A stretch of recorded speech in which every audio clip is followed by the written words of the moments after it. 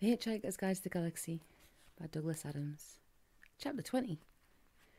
5 figures wandered slowly over the blighted land.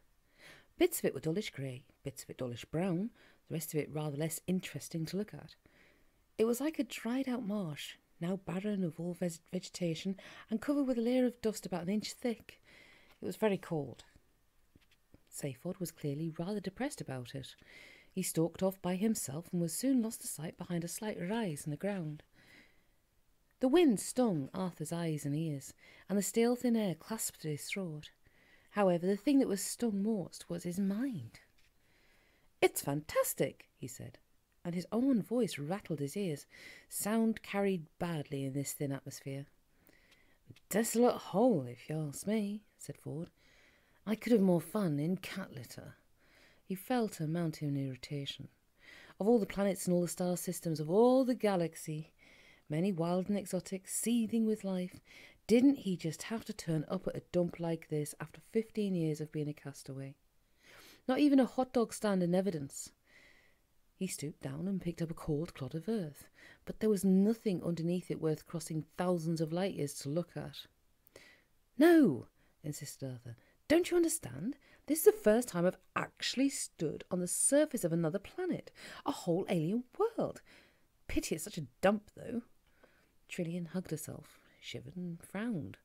She could have sworn she saw a slight and unexpected movement out the corner of her eye, but when she glanced in that direction, all she could see was the ship, still and silent 100 yards or so behind them.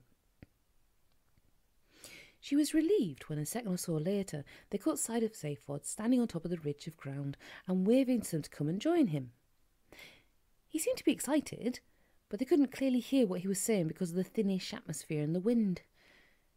As they approached the ridge of higher ground, they became aware that it seemed to be circular, a crater about 150 yards wide. Round the outside of the crater, the sloping ground was splattered with black and red lumps. They stopped and looked at a piece, and it was wet. It was rubbery. With horror, they suddenly realised that it was fresh whale meat.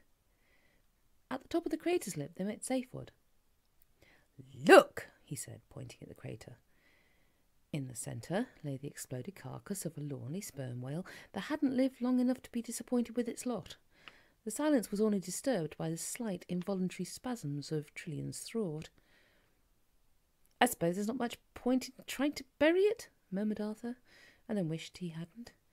"Come," said Seyford, and started back down the crater. "What? Down there?"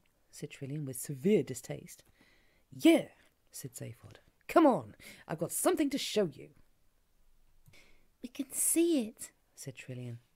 "Not that," said Seyford. "Something else. Come on." They all hesitated.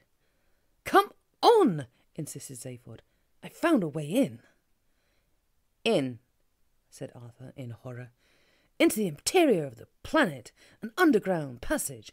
The force of the whale's impact cracked it open, and that's where we have to go, where no man has trod these 5 million years, into the very depths of time itself." Marvin started his ironical humming again. Seyford hit him and he shut up. With little shudders of disgust, they all followed Seyford down the incline into the crater, trying very hard to avoid looking at its unfortunate creator. "Life," said Marvin dolefully. "Loathe it or ignore it. You can't like it." The ground had caved in where the whale had hit it, revealing a network of galleries and passages, now largely obstructed by collapsed rubble and entrails. Seyford had made a start clearing a way into one of them, but Marvin was able to do it rather faster. Dank air wafted out of its dark recesses, and as Seyford shone a torch into it, little was visible in the dusty gloom. "According to the legends," he said, "the Magarathians lived most of their lives underground."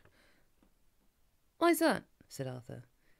"Did the surface become too polluted or overpopulated?" "No, I don't think so," said Seyford. "I think they just didn't like it very much." "Are you sure you know what you're doing?" said Trillian, peering nervously into the darkness. "We've been attacked once already, you know." "Look, kid, I promise you the live population of this planet is nil plus the 4 of us. So come on, let's get on in there. Hey, Earthman. Arthur, said Arthur. Yeah. Could you just sort of keep this robot with you and guard this end of the passageway? Okay? Guard, said Arthur. What from? You just said there's no one here. Yeah, well, just for safety, okay? Said Zayford. Whose? Yours or mine? Good lad. Okay, here we go. Zayford scrambled down into the passage, followed by Trillian and Ford. Well, I hope you'll have a really miserable time, complained Arthur. Don't worry, Marvin assured them. They will. In a few seconds they had disappeared from view. Arthur stamped round in a huff, and then decided that a whale's graveyard is not on the whole a good place to stamp around in. Marvin eyed him balefully for a moment, and then turned himself off. Zayford marched quickly down the passageway, nervous as hell, but trying to hide it by striding purposefully. He flung the torch beam around.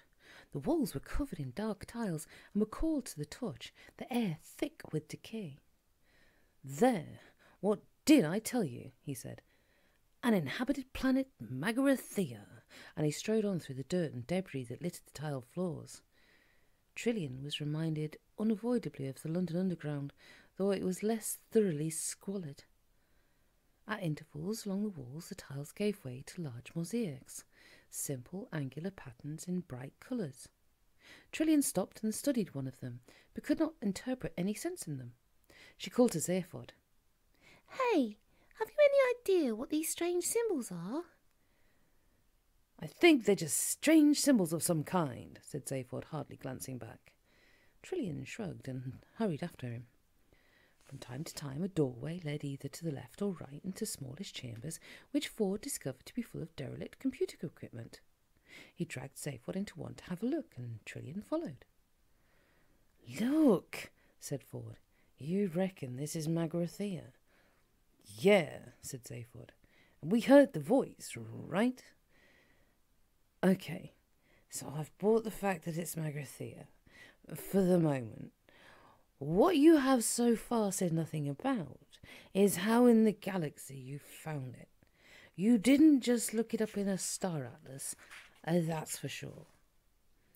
Research, government archives, detective works, full you lucky guesses. It was easy. And then you stole the heart of gold to come and look for it with. I stole it to look for a lot of things. A lot of things? Said Ford in surprise. Like what? I don't know. What? I don't know what I'm looking for. Why not? Because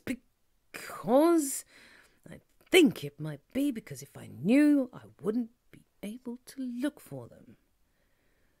What, are you crazy? It's a possibility that I haven't ruled out yet, said Zayford quietly. I only know as much about myself as my mind can work out under its current conditions, and its current conditions are just not good.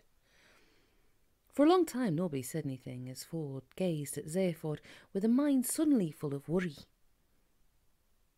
Listen, old friend, if you want to, started Ford eventually. No, wait! I'll tell you something, said Zayford. I free will a lot. I get an idea to do something, and hey, why not? I do it. I reckon I'll become the president of the galaxy, and it just happens. It's so easy. I decide to steal this ship. I decide to look for Magarathea, and it all just happens. Yeah, I work out how it can best be done, right? But it always just works out. It's like having a galactic credit card, which keeps on working though you never send off the checks. And then, whenever I stop and think, why did I want to do something? How did I work out how to do it? I get a very strong desire just to stop thinking about it like I have right now. It's a big effort to talk about it. Zayford paused for a while. For a while there was silence. Then he frowned and said, "Last night I was worrying about this again, about the fact that part of my mind just didn't seem to work properly. Then it occurred to me the way it seemed was that someone else was using my mind to have good ideas without telling me about it. I put the two ideas together and decided that maybe somebody had locked off part of my mind for that purpose, which is why I couldn't use it. I wondered if there was a way I could check. I went to the ship's medical bay and plugged myself into the encephalographic screen.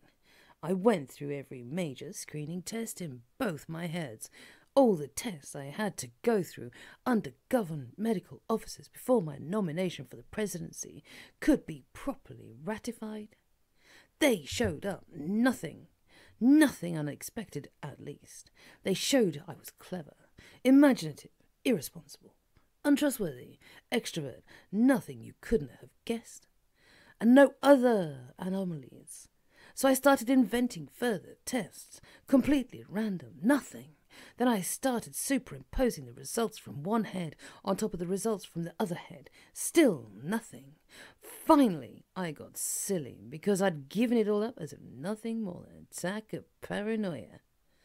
Last thing I did before I packed it in was take the superimposed picture and look at it through a green filter. You remember I was always superstitious about the colour green when I was a kid? I always wanted to be a pilot on one of the trading scouts. Ford nodded. There it is, said Zayford. Clear as day, a whole section in the middle of both brains that related only to each other and to nothing else around them.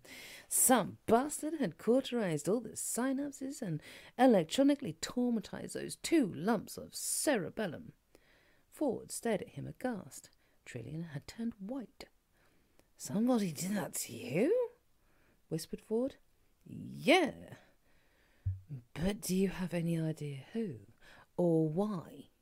Why, I can only guess, but I do know who the bastard was."